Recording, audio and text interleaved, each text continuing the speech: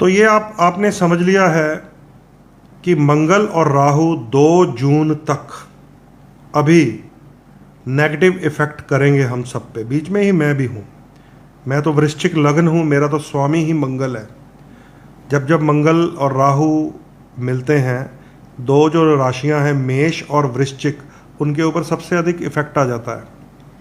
और जब अगर आप राहु को टैकल करना जानते होंगे और मंगल को पॉजिटिव करना जानते होंगे, तो मेष और वृश्चिक वाले इस कुछ दिन के गोचर में आराम से शांति से बचकर निकल जाते हैं।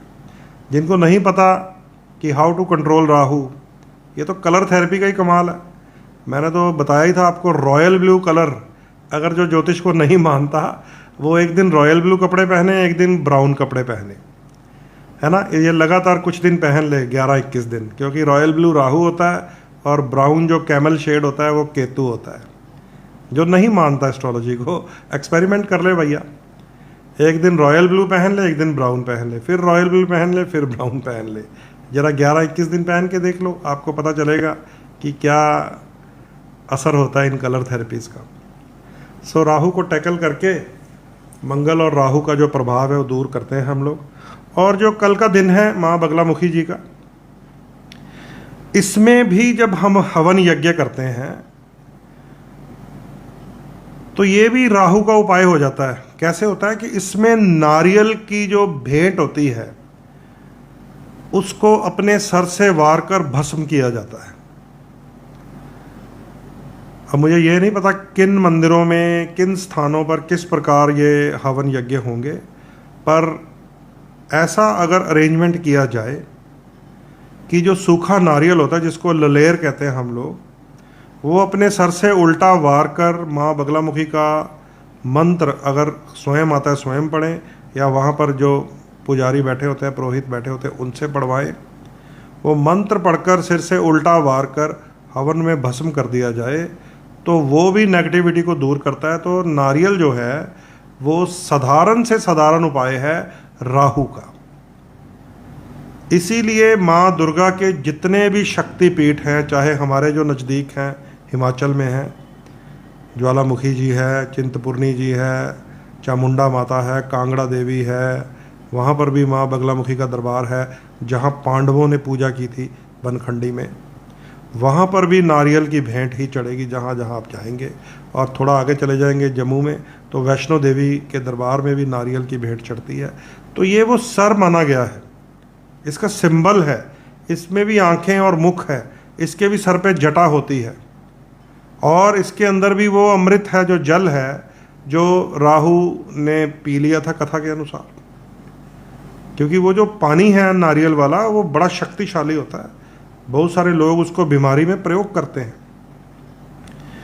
नारियल के तेल में बहुत शक्ति होती है। तो ये अच्छा, एक छोटा सा मैं, और लोगों का एक और भी है, क्या कहते हैं उसको, मिसकंसेप्शन, भ्रम, वो दूर करना चाहता हूँ। कि जिनको हम लोग कह देते हैं कि भाई राहु का नारियल रूप में माँ दुर्गा को चढ़ाओ, वो नारियल का प्रयोग बंद कर देते हैं। थोड़ा सा आप इसको समझ लीजिए, क्योंकि मेरे साथ जुड़ेंगे तो आपको सुधार ही मिलेगा, उल्टा मैं उलझाता नहीं हूँ। जो नारियल आप किसी ट्रीटमेंट के लिए, शौक के लिए, किचन के लिए, नारियल पानी के लिए प्रयोग करना चाहते हैं, तो आप फ्रूट शॉप से लेकर खूब नारियल पानी पीजिए, कोई हर्जा नहीं है। खूब उसको खा सकते हैं, कोई हर्जा नहीं है। लेकिन जो नारियल धार्मिक कार्यों में यूज़ किया जाता है, विशेषकर देवी दुर्गा के साथ संबंधित, उस नारियल का तो प्रयोग फिर राहु के रूप में ही होता है। ये आप ध्यान से समझ लीजिए। लोग फिर आकर कहते हैं पंडित जी नारियल पानी पी सकते हैं। मैं कहता हूँ पी सकते हैं, मैंने कब मना किया है नारियल पानी पीने में। नारियल खा सकते हैं, खा सकते हैं।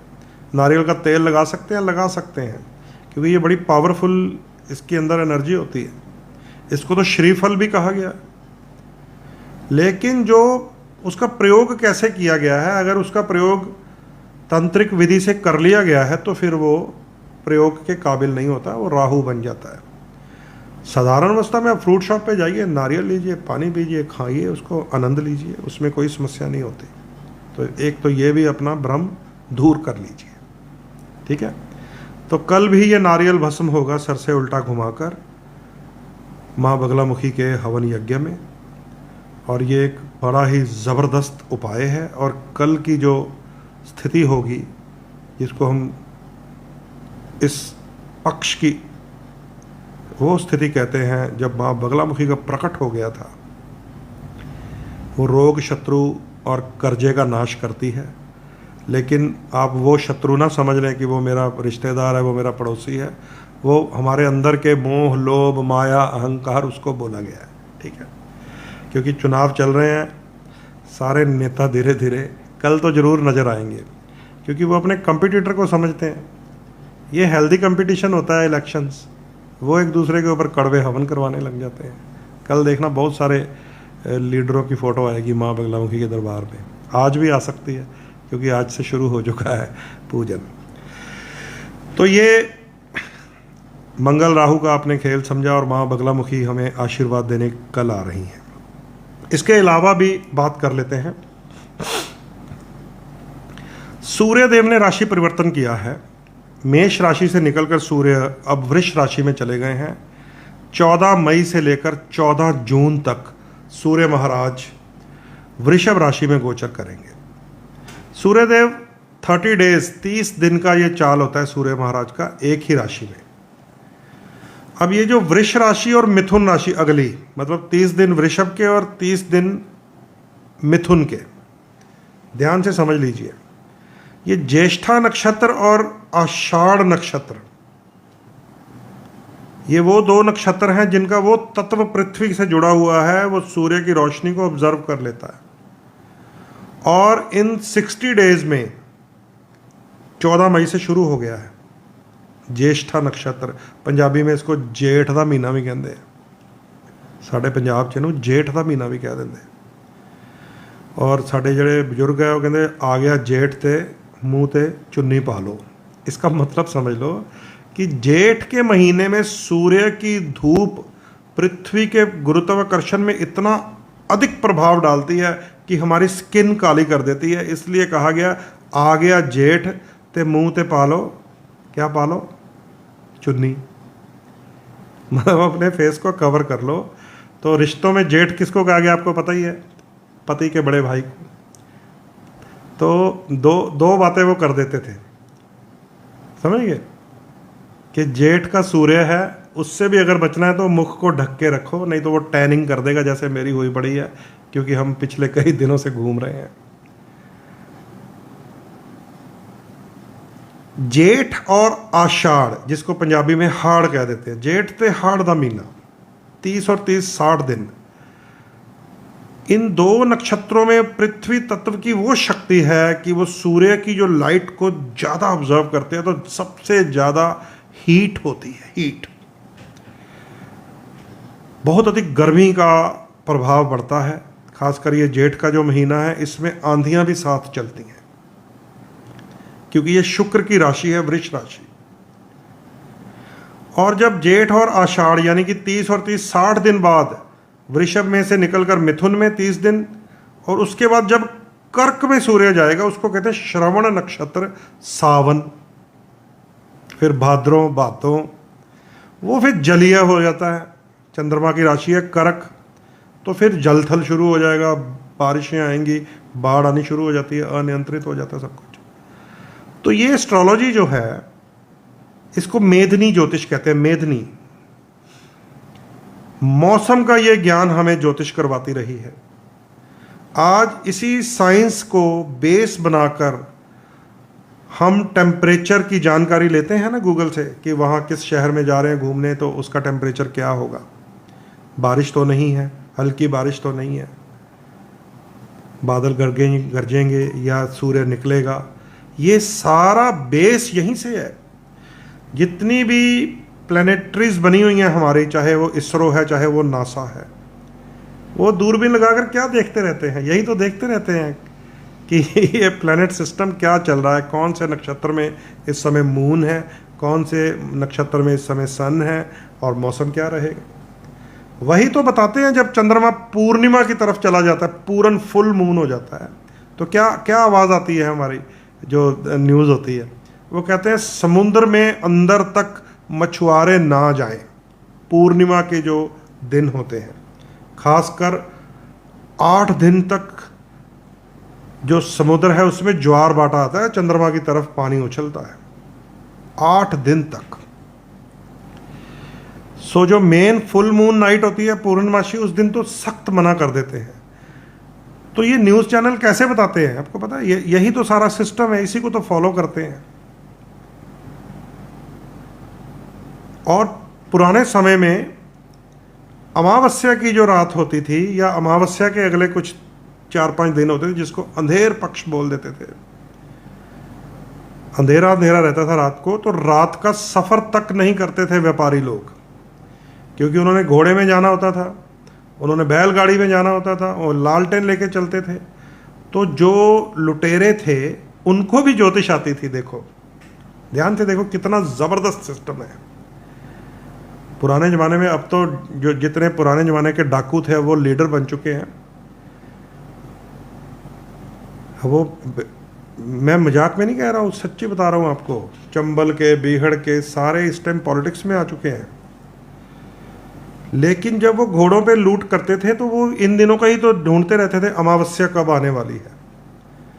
और अमावस्या के आसपास के जो कुछ दिन होते हैं, कुछ 3-4 दिन पहले, 3-4 दिन बाद वाले, फुल मून तो होता नहीं है, कम हो चुका होता है, अंधेरा होता है, तो वो प्लानिंग करते रहते हैं कि जंगल में से कोई व्यापारी आएगा तो उसको लूटेंगे। तो क्या मतलब था इसका? उनको भी ये सिस्टम का ज्ञान था। और आज फुल मून हम अपने मछुआरों को या समुद्र में जो काम करते हैं उनको, हमारी नेवी को ये ज्ञान देते हैं कि जो पूर्णिमा होती है, फुल मून नाइट, उसके आसपास वाले दिन जो हैं समुद्र में बहुत बड़ा उछाल आता है। मुंबई में जो लोग रहते हैं, बीच में संधू जी बैठे हुए हैं, राजेंद्र संधू जी, वो मुंबई के वासी हैं, वो आपको बता सकते हैं, क्योंकि वो तो बीच के पास होंगे या कभी कभी घूमने जाते होंगे। तो पूर्णिमा वाले दिन बीच पे घूमने जाएं, समुद्र का पानी, वो जो समुद्र के किनारे त्रिकोण पत्थर रखना पड़ता है, 3 शेप वाला पत्थर, वो भी आप अगर कोई बॉम्बे गए होंगे तो बीच पे आपने देखा होगा। उससे वो डाइवर्शन होती है उसकी, अन्यथा वो तो सड़क क्रॉस करके बाहर आ जाए और दीवार को भी तोड़ सकता है। जो लोग बीच पे जाते हैं, किसी दिन पूर्णिमा पर जाके देखिएगा, आपको पता लगेगा। तो ये भी एस्ट्रोलॉजी है। कोई बात मैं एक लाइन में भी ख़त्म कर सकता हूँ कि सूर्य वृष राशि में 14 मई से 14 जून तक रहेगा, लेकिन मेरा प्रयास होता है कि मैं आपको इसके पीछे की राज बता दूं कि क्या मतलब होगा। ठीक है, तो ये जो 5-4 मिनट गए हैं सूर्य के, तो मैंने आपको दोनों बातें बता दी हैं कि 30 डेज सूर्य अभी जेठ महीने में, फिर आषाढ़ महीने में रहेगा 30 डेज। तो ये 60 डेज सनलाइट जो है वो धरती के ऊपर बहुत ज़्यादा प्रकोप करेगी, अथाह गर्मी होती है। उसके बाद जब श्रवण में जाएंगे तो सावन कहा जाता है, कर्क राशि में पानी ही पानी हो जाएगा इसी धरती के ऊपर। इसी सिस्टम से हमारी जो प्लैनेटरी लेबॉर्ट्रीज हैं वो हमें मौसम की जानकारी देती हैं। लेकिन गर्व कीजिए आप लोग, आप भारतीय हैं, आपकी जो वैदिक विद्या है, ये जो मैथमेटिक्स है वैदिक, इसको बेस बनाकर सारी दुनिया फ़ायदा लेती है। ठीक है, चाहे वो यूएसए का सिस्टम हो, चाहे वो भारत का इसरो हो। अच्छा चलिए, सूर्य के बाद आगे चलते हैं मंगल के बारे में तो मैंने आपको बता ही दिया था। मंगल राहु के साथ है 2 जून तक, और ये 2 जून तक मंगल राहु का अंगारक श्राप चलेगा।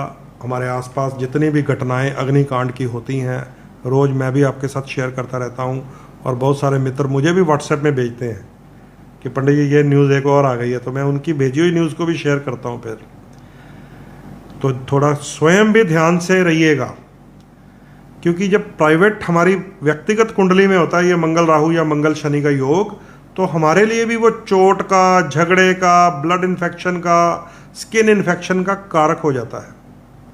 क्योंकि मंगल ब्लड है हमारी बॉडी के अंदर, अगर वो राहु या शनि से दूषित हो गया तो समझ लीजिए कि हमारे शरीर के अंदर के सिस्टम को ख़राब कर देता है। तो ये दिन चल रहे हैं और जिनकी कुंडली में हुआ उनकी दशा या अंतरदशा भी राहु या मंगल वाली हुई तो बॉडी रिसीव कर लेती है वो सारी बैड नेगेटिविटी। तो इसके लिए एक दाल होती है स्पेशल, मैं बताता हूँ सबको, साबुत मसूर की दाल। वो इन दिनों में खानी नहीं चाहिए, डोनेट कर सकते हैं, ठीक है। साबुत मसूर की दाल वो थोड़ी सी ब्राउनिश सी होती है, एक्चुअली वो लाल मसूर माना गया उसको, पर वो लाल मसूर बिगड़ा हुआ लाल जब हो गया कोई भी, वो राहु या शनि से प्रभावित हो जाता है। बिगड़ा हुआ लाल, खट्टा लाल वो राहु या केतु से, जैसे टमाटो है या सिट्रिक एसिड वाली चीज़ें, उनमें केतु का इफेक्ट आ जाता है।